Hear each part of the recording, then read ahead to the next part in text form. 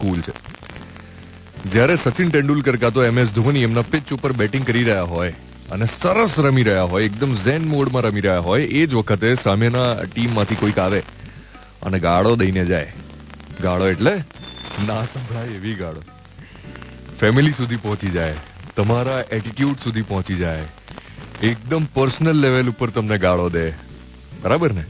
સાંભળી પણ છે આપણે ઘણી વખત મેચના વખતે.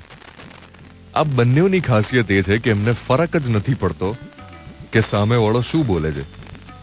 એ બંનેવે એ આદત કેળવી છે કે જ્યારે સામેવાળો ગાળો દેતો હોય કાં તો પછી તમારા પરફોર્મન્સ ઉપર કંઈક બોલી રહ્યો હોય તો એને કેવી રીતે ના સાંભળવું, એને કેવી રીતે એક કાનથી સાંભળીને બીજાથી બહાર કરવું.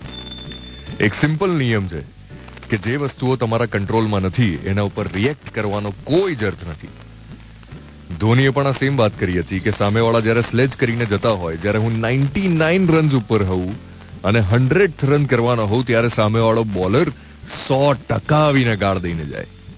પાછળથી વિકેટ કીપર 100% કંઈ ને કંઈ કમેન્ટ પાસ કરે કે મારું ધ્યાન ભટકે, હું 99 માંથી 100 ના થઈ શકું. અને જો એ વખતે હું રિએક્ટ કરી દઉં તો હું ક્યારેય સેન્ચુરી ના કરી શકું, ક્યારેય નહીં. બસ મારે તમારે આ જ કરવાનું છે. આઈડેન્ટિફાઈ કરો કોણ છે જીવનના સ્લેજર્સ. ના રિએક્ટ કરો.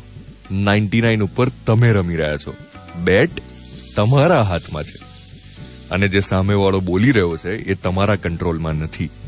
સો નેક્સ્ટ ટાઈમ જો તમને કોઈ એવું કહી જાય ને કે રેવાદનભાઈ તારથી નહીં થાય, તારામાં તો ગટ્સ છે જ નહીં, તું તો ધંધો નહીં કરી શકે, તું તો બિઝનેસ નહીં કરી શકે, તું તો નોકરીમાં પ્રમોશન મેળવી જ નહીં શકે, યાદ રાખજો તમે 99 ઉપર છો.